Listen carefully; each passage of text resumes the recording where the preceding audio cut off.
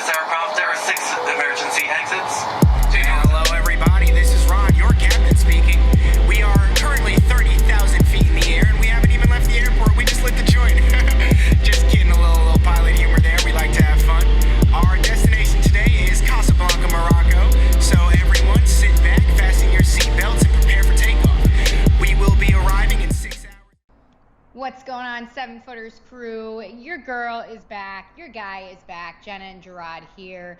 It is the NBA Finals, baby, and dare I say these Bucks are coming back and giving the Suns a little bit of a run for their money. Devin Booker a little slump in that game 3. What do we got to say, Jarod? How you doing over there? I'm doing well, man. Look, it's 2-1 Phoenix right now, right? You know, it's funny. We do this thing all the time in sports, Jenna, right? It's like the Suns go out to a 2-0 leader, but it's like, oh, it's over. They're going to sweep, and everybody's just like losing their mind. And it's like all the Suns did was their job. They won their 2 games at home. Now it's the Bucks' turn to win their 2 games. Right? I mean, and you know the old adage: a series does not begin until a home team loses. Right? Well, a home team hasn't lost yet, so we out here, right? Like everybody's just doing what they're supposed to do. You're supposed to win at home, and this is what's happening right now. So it's 2-1. Game 4 will be on Wednesday night, and it's just interesting, Jenna. Like I the title of this episode, "A Tale of Two Cities," like. 2 different things going on, right? In Phoenix, things were looking rosy and everything all good for the Suns. But in Milwaukee, deer valley, fear the deer. It's like, whoa, Giannis coming out like a house on fire. Just, woo! Giannis coming out on fire, like you said, putting himself in good company with none other than MJ. With these 40-point performances, he dropped 2 of those in the last 2 games here in the series, and he's on fire. Back to his old self after that hyperextended knee kind of gave us all a scare here. So their last game, 120-100 in game 3, that was the Suns' toughest and biggest loss. And like I mentioned before, Devin Booker didn't have a great game compared to the clinic he's kind of been putting on here. Chris Paul, his old usual self. And again, the Bucks doing their job, like you said. I love when you add nuance, that's your word, nuance, to these narratives that try to jump the gun here when really, like you said, these guys are doing their jobs. Exactly. But yeah, the Tale of Two Cities, we got this episode 119 for you guys right before game 4. Let's start with Giannis because he's the one that is on fire. The spotlight's on him at home here to bring the Bucks their second home win. How dominant has he truly been? Are we witnessing something that we could potentially be taking advantage of? He's already putting forth one of the great finals performances of all time, and we're only 3 games in. I mean, he is a dominant force, and the Suns have no answer for him. Literally none. No one can stop him. But I talk about it all the time, Jenna. You are not going to stop superstars. Like, they're just too good. And the thing about it is, Giannis has eliminated those things from his game, which make him easier to defend. He ain't out here jacking threes. He's not out here thinking he's Kevin Durant shooting mid-range pull-ups. No, he's like, you know what? I'm really good at getting to the rim. I'm just going to do that. And it's like, oh, funny how when you do that, no one can stop you, right? Like, and so he's just feasting in the paint, and his motor and his energy is relentless. Even when he misses a shot, he's going back up to get the rebound. And it's, he put DeAndre Ayton in foul trouble, right? And God, like the Suns, and we'll talk about this later, they have nobody behind Ayton, right? And so when Giannis is putting that kind of relentless pressure on your front court, there's not a lot you can do. He's playing like prime Shaq, like Joel Embiid. I mean, this is who he is. Like, I understand that he can handle and pass the ball, and that's a nice skill set to add to his repertoire. But the paint is where he feasts. That's where you live, my guy. And even if he's getting fouled, he's going to the free throw line. He was 13 for 17 last game. Not amazing, but for him, that's great. So, and if he's going to shoot 13 to 17, guess what? The Bucks will take that. And the Suns will want to put him on the line. So he is playing unbelievable basketball right now. I mean, even with the series 2-1 in favor of the Suns, he would be the Finals MVP right now because he's been the best player on the floor in this Finals run. That is true. And you bring up that he was 13 for 17 at the line.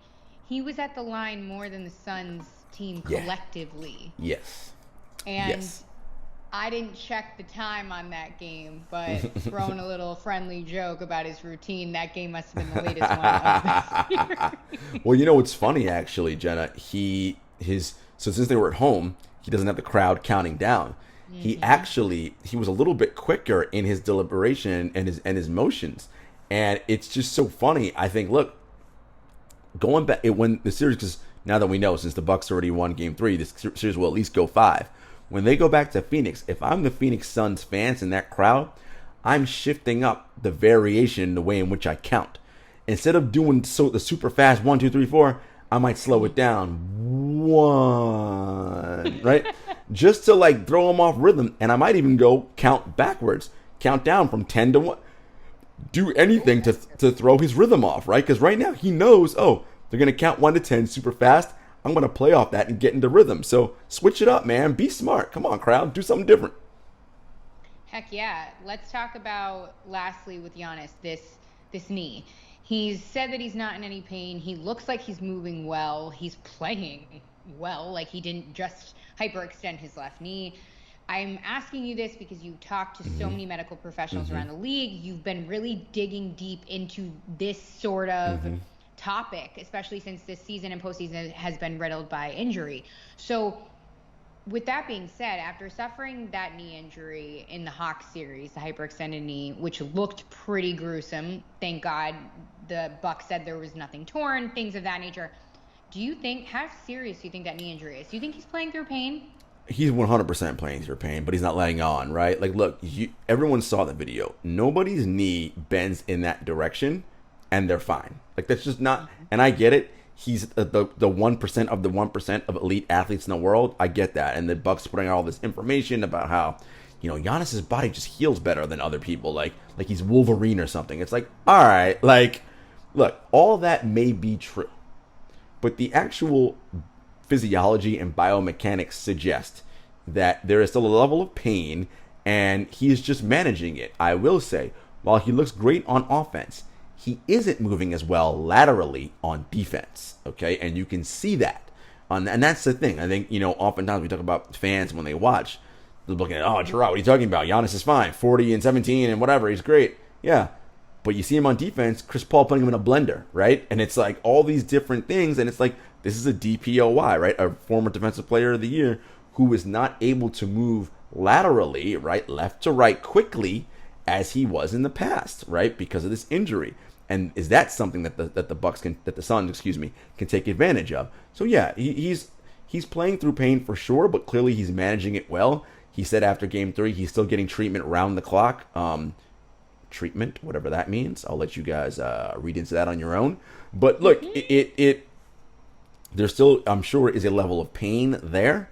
But it's, he's managing it well, at least on the offense. I mean, it's not like he's playing terrible defense. He's playing fine defense, but there are still areas where you can see it's not quite there. Now, these extra days of rest, the 2 days off in between games, I'm sure it's helpful. But like I always say, Jenna, like playing NBA basketball isn't going to make an injury better, right? All you're doing is stressing that area still more, right? That's all that's happening. So, bottom line is he's managing the pain well and he's playing through it. We'll see how this looks if this series goes 6 or 7, right? How well is the pain management going to be then? It may be fine. We don't know. Interesting. I mean, he's playing like he didn't just hyperextend his knees. So, I mean, these performances that we're seeing are absolutely remarkable. So let's switch to the other side because Devin Booker didn't have a great game in Game 3. He was 3 for 14 from the field, 1 for 7 from three-point range for only 10 points. He didn't play in the fourth. And that says a lot because of the performance that he put on. So can he climb out of this slump? What's the deal here with this? I mean, he said in media availability today that, again, put up a great tough run as he should, confident per usual, and said, he's a short-term memory. You just move on, shake it off. So do you predict a big game for him in Game 4? I mean, I think he'll definitely play better in Game 4. Whatever a big game looks like, I don't know, because some of the things the Bucks are doing defensively, is bothering him. But we have to remember, right? Like, and I say this all the time, Jenna, and playoff basketball and regular season basketball is two different things. Let's keep this in mind. This is Devin Booker's first playoff run. First.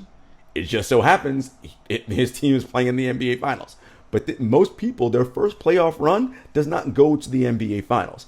And what he's seeing differently than he sees in the regular season is when you're playing the same team in a series, their game plan is, okay, how are we taking you away? The things you like to do, we're going to take those things away from you. How are you going to counter that, right? This is his first experience dealing with that. Because in the regular season, there's too many games. Teams don't have time for all that crap. It's literally, we just want to survive, no injuries, play as well as we can, move on to the next. But no, this is a series, right? So there's tons of film. They know what Book likes to do, where he likes to get to on the floor, what his spots are. So now Book's got to get into his bag and say, okay, this is how they're fronting, this is how they're playing me. Okay, here's how I'm going to counter that within the offensive structure of my team. And I think there are some ways that Book can do that. And let's also be honest about some things. He just missed some shots in Game 3, right? Like, there were some shots that were open that he normally makes. He missed them, and even contested shots that he normally makes that he missed, right? Again, some of that's the Bucks defense. Some of that's just the nature of you don't make every shot you take. Sometimes you just miss. You know, the famous, Jeff Van Gundy line. This is a make-miss league, right? Like, sometimes you just miss, right? And it doesn't really have a whole lot to do with the defense.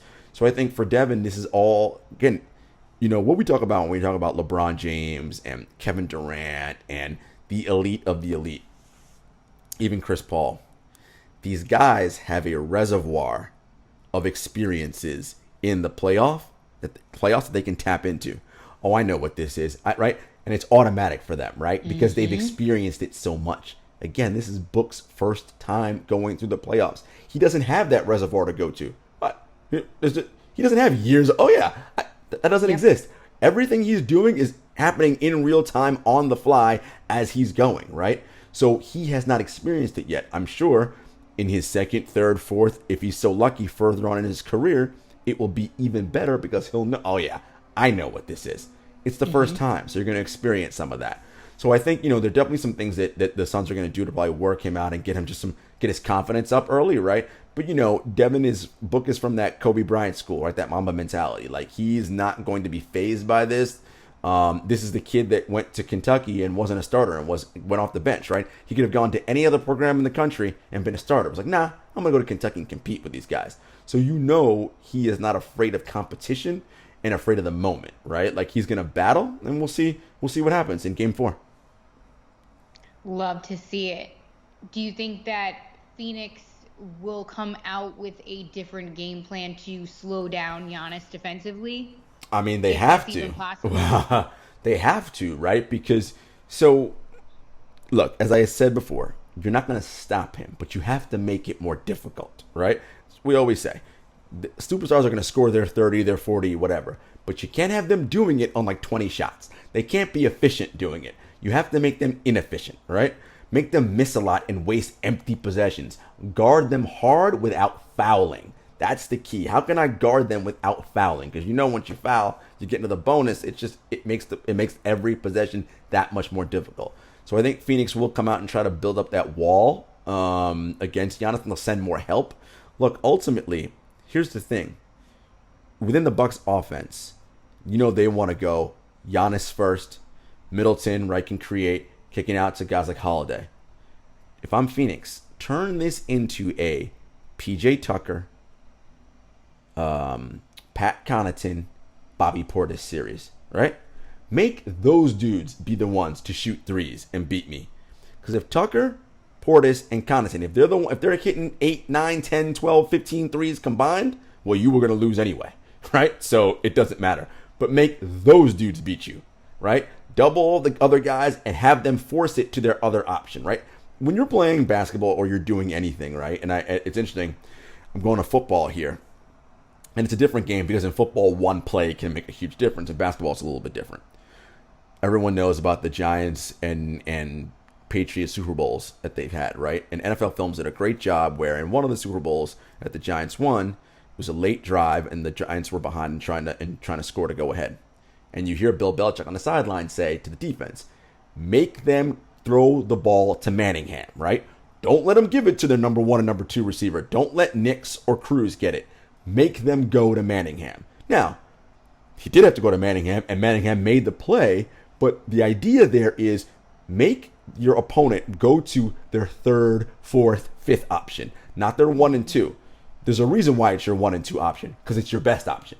Make them go to the one they don't want to go to first, right?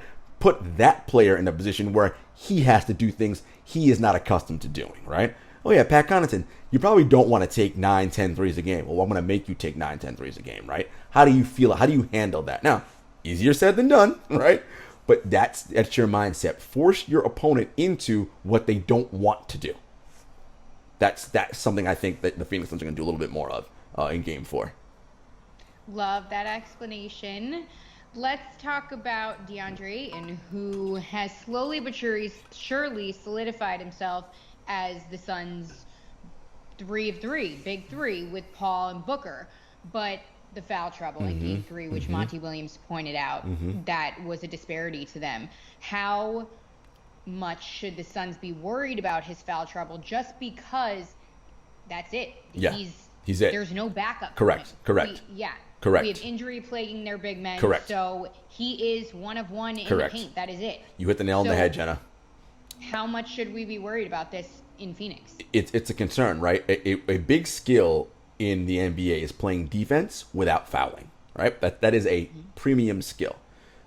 The Suns were not able to do that, particularly Ayton, in Game 3. Now, your challenge there is Dario Saric is hurt. So with Saric hurt, that means now Frank Kaminsky has to play center minutes. That ain't good for Phoenix. Anytime Kaminsky's on the floor, Milwaukee's like, ooh, win for us, right? We are winning those minutes. So now, that means DeAndre Ayton's got to play more minutes. Well, the more minutes he plays, more opportunity because he's going to get fouled, right? And as excellent as he is, and he's such a good young player, and he's only going to get better, asking him to single cover Giannis for the majority of the game, you're asking for foul trouble. And Monty said it, and Chris Paul said it after Game 3. We got to build a wall and protect DeAndre from, right? We can't leave him on sometimes he's going to get caught on an island, and that's fine.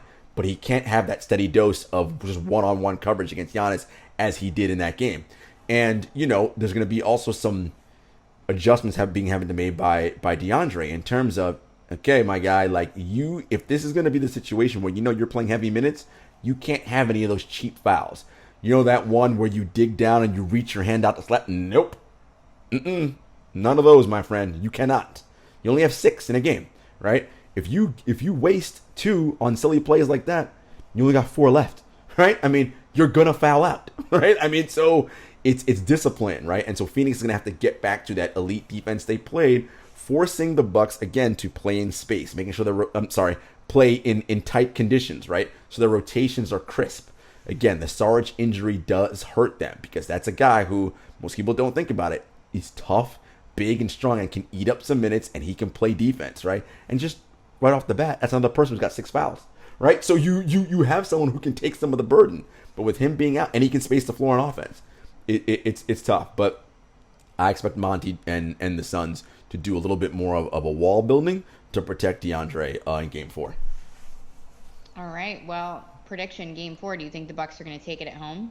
This is so interesting. I said Phoenix in 6 at the start, and I'll put it like this: I see Game 4 being much closer than Game 3, and that's what I want to see in a tight game where it's actually close down the stretch, a 1 or 2 possession game late in the 4th. Which team can execute better? I will lean Phoenix because they have the point guard, right? In every possession, he's going to likely get you into something good, right? Make or miss the shot, whatever, but you're likely not going to turn the ball over. So I favor Phoenix in a closer 1 to 2 possession game late in the 4th.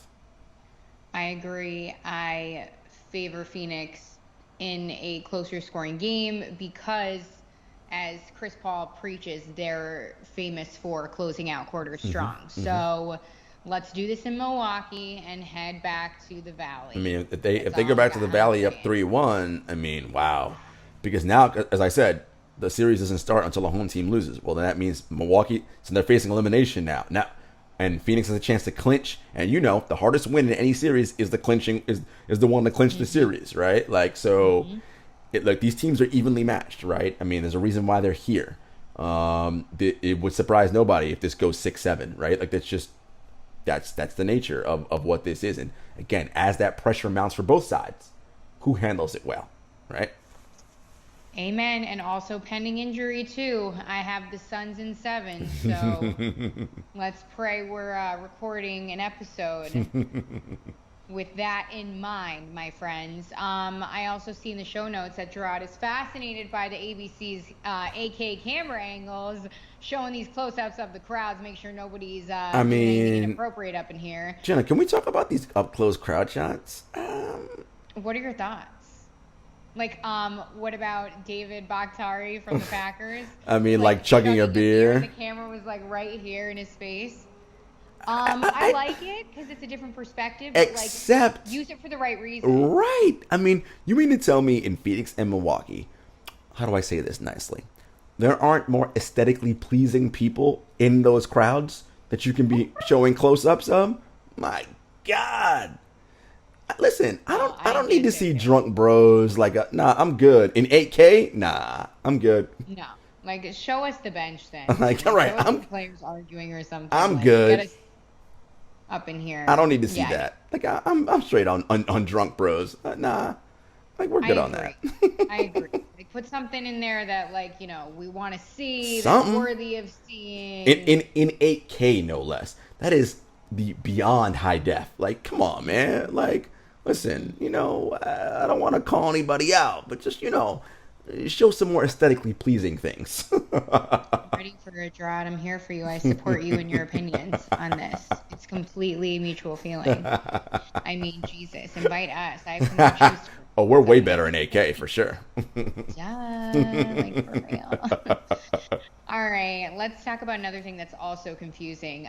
USA basketball, 0-2 in their exhibition games. Not good. Haven't done that since the 1990s. And we also have new notifications here. Jason Tatum out against Argentina with right knee soreness.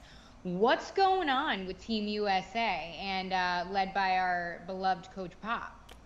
I mean, this team as a team is not good, Jenna. Like, there's no chemistry. That sounds crazy because you're like, oh my God, you got Kevin Durant, Damian Lillard, Jason. Yes. Well, it's the classic. Let's put a billion good guys together and expect it to work out. That ain't it, my friends. And not to mention, these guys just got to training camp for USA Basketball, a week ago? What kind of chemistry do you think these fools have in a week? Not to mention, playing in the finals. Not to mention, these guys played in the playoffs and they're exhausted after a condensed regular season plus playoffs. Now you want these dudes to show up in Olympic ball and be like, oh, we're ready to roll. No. Look, I think there is cause for concern here. Like, Jenna, like I said this in the group chat with the guys, this team could not medal. Like, it's very possible. Look. Okay. That was my next question. Here's the thing. Is Kevin Durant really? Of course. Is he better than anybody else that the world team has in basketball? Yeah. But this ain't 5 games of one-on-one. That's not what this is. This is team versus team. And these other squads have the chemistry and the reps of playing together. And they understand their system and what they're doing. They also understand FIBA basketball rules better. It's just a very different situation than the American teams have. And I just think that there needs to be a full redo on how we look at this, because everyone knows 92, the dream team, when they went to Barcelona and, really just put on a show for the world, that brought about the spark to really push and accelerate the globalization of the game.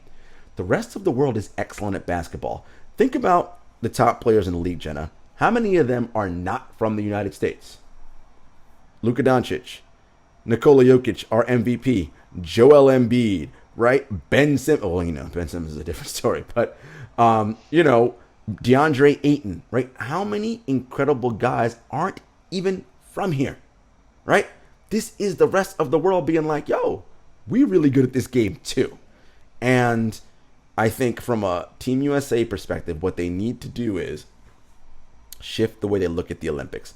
I think this should be under 25 team. So no, anybody who's older than 25, you're not playing. It's 25 and under. And think about this, Jenna. How many players either lost early, so like got swept first round, or didn't make the playoffs at all, who were young, who had plenty of time this offseason to like get their rest and start training camp late in June and get ready to play. Wouldn't that have been better if you started training camp late in June with a bunch of guys who had 4 weeks off, who had a chance to build their chemistry and camaraderie? Now we're ready to go play. Oh, what's Zion Williamson been doing for the past 2 months? Not playing playoff basketball. John Morant, Jaren Jackson Jr., Jared Allen from the Cleveland Cavaliers. So many young, really good players.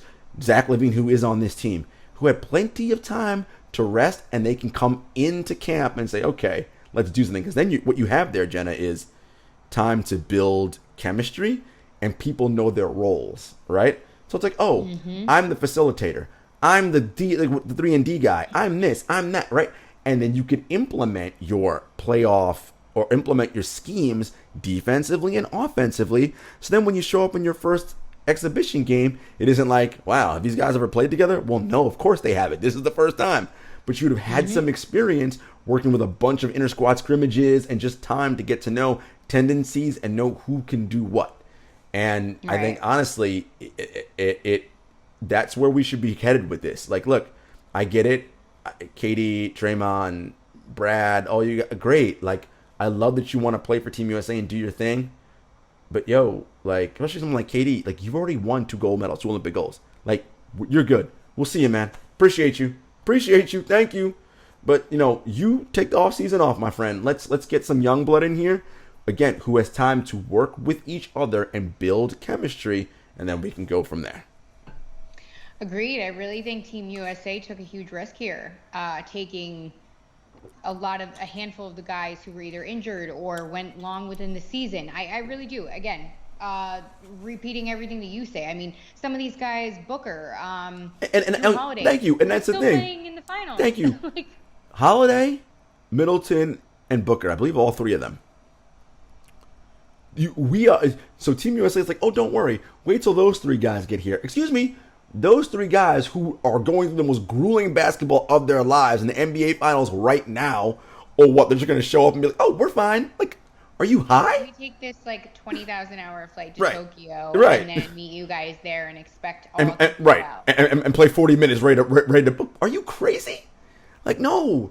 And the other part about having the young guys go, Jenna, what that does for you is the Olympic cycle, as we know, is every 4 years. That gives you continuity so you can have guys overlap and play two straight Olympics, right? But if you start when you're 22, you're 26 for the next Olympics, right? Okay, that works, right? So that's your second one. You're done with that cycle, right? You see what I'm saying? It's just we got to use more foresight with this. I just think that's a way better plan than what we're doing right now. Couldn't agree more. Could not agree more. Shifting gears, let's talk about a little coaching news here because we got some new hires around the league out of the 20 billion vacancies, out of all the 20 billion rebuilds. So let's go to Orlando because they are in the nitty-gritty of an extreme rebuild. And Jamal Mosley, who spent the last decade plus in Denver, has been given the task to pick up this rebuild and lead it in Orlando. What are your thoughts on this after the Magic finished 21-51 this season? Well, listen, he's got quite the job ahead of him, right? Let's just be clear about that. I think, first of all, I'm very happy that this was a hire of a black person, another African American coach. I think that's huge. I think he has been with the Nuggets, he's been with the Cavs, he's been with the Dallas Mavericks. Like, he's learned from some great coaches, right? He's learned from Michael Malone. He's learned from Rick Carlisle, right? Like, so I think he's got some good sort of coaches that he can pull from. And then, of course, he has his own philosophies on what he wants to do. The bottom line in Orlando is development, right? You've got a lot of young talent who's good. Cole Anthony, Markelle Fultz, Mo Bamba, Jonathan Isaac, a lot of young talent, all 23 and younger.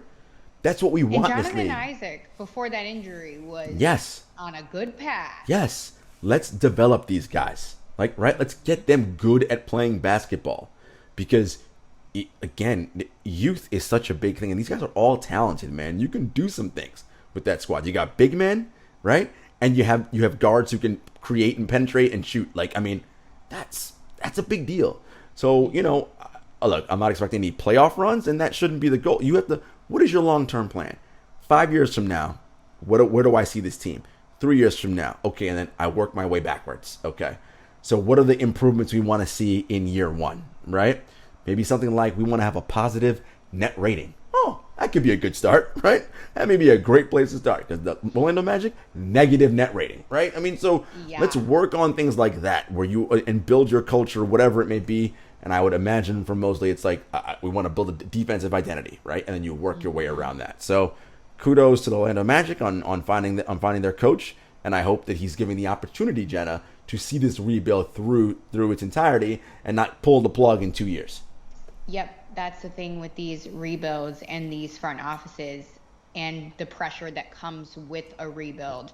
It requires patience. It requires time. It requires years. I feel like I always revert back to this, but one of the best rebuilds I've seen in recent years would be the Brooklyn Nets. So again, patience. Look where they are now. So anyway, let's talk about another move here because the Pelicans are expected to close in on a deal with Willie Green, the current Suns assistant. He's been there for 5 years. He was on the Warriors championship teams in 2017, 2018. Before that, he was with I believe it was the Spurs.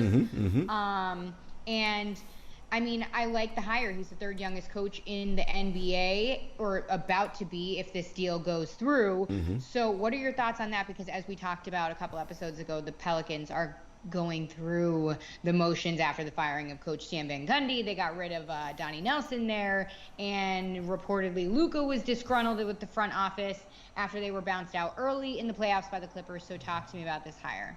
You mean for the Pelicans, not for the Mavericks? Willie Green. Jesus, Yeah. Jeez. No, you're all good. God. No, I like Last it, right? topic of the episode. All good. I like it. Spending time with Steve Kerr and Mike Brown in Golden State, seeing championships, that's helpful. And then learning under Monty Williams right now on the Phoenix Suns as they embark on their finals run. And you're getting different styles, right? And you mentioned him being one of the youngest coaches in the league. That's good because it'll help him relate to the young players. New Orleans is a young squad, right? Brandon Ingram, Zion Williamson, right? Nickeil Alexander-Walker. These are players who are younger. Can he connect with them? And I believe he can. This is great. Again, another head coach being hired who's black. That's wonderful. Look, again, I hope that David Griffin and Trajan Langdon give Willie Green the time to see this through to fruition. Now, he is in a little bit different situation than Jamal Mosley in Orlando, because people are going to expect, well, you have Brandon Ingram and Zion Williamson, you should make the playoffs. And it's like, oh, pause. This is the Western Conference, okay? This is real hard, okay? You're not even better than Memphis right now with John Morant and Triple J, right? So let's not, right? And they were the 8th seed. Let's not even talk about you're going to be making the playoffs. Again, defensively, this team has been atrocious. Let's build a defensive identity first, right? Figure that piece of it out. Get those guys to commit and buy into that end of the floor. You do that, now we start talking about, okay, what can we do with this squad? And I think, again, it's not going to happen overnight, but there's talent there for sure. Plenty of talent on this roster. I'm very curious to see what Griff's long-term plans are with this team. I am too. I'm sorry. I'm just still giggling how I just gave you all the dramatics of what's going on with Dallas. Dallas Mavericks. I was like, yeah, that ain't got nothing to do with New Orleans. I was like, this is. Oh my God. I was like all up in the drama. I was actually writing about it today. And I was like, what? Oh my God. Yeah. Well, all these teams seem to be struggling a little bit that we were talking. Yeah. And of course we know Jason Kidd, obviously, going to coach down in Dallas. Look, now Dallas, his situation is different because they're going to expect to make the playoffs again, as they did last year, but they expect to advance further than they have been, right? What has Jason Kidd learned in his time away from being a head coach? What did he learn working under Frank Vogel as a Lakers assistant, right? What sort of insights did he pick up to change some of his philosophies? How can he get Luka to commit to buy into that end of the floor? They I'm sure will see the game similar from an offensive perspective. Offense ain't Dallas's problem, right? Like, how can they play defensively? Can he get the best out of Kristaps Porzingis? What is the rest of that roster going to do from a GM perspective? That all remains to be seen. We know Donnie Nelson's no longer there, right? So there are a lot of questions to answer in Dallas. What did LeBron tell Jason Kidd in their last conversation Oh, before Lord. he left? No, just my question. Oh, Lord. All right, guys. Well, listen, we got Game 4 on the brink of this episode, and you know our picks. Stick with us because Absolutely. we are on the home stretch, baby. Jarod, where can they find us? You guys know where to find us. Apple Podcasts, Spotify, YouTube. We are on Twitter at 7footerspod, on Instagram at 7footerspodcast, at JS Hector, at Jenna Lemoncelli. And we'll see you guys, listen, next week for the next episode. The finals may be over by then. Who knows? Either Peace. way, we're here.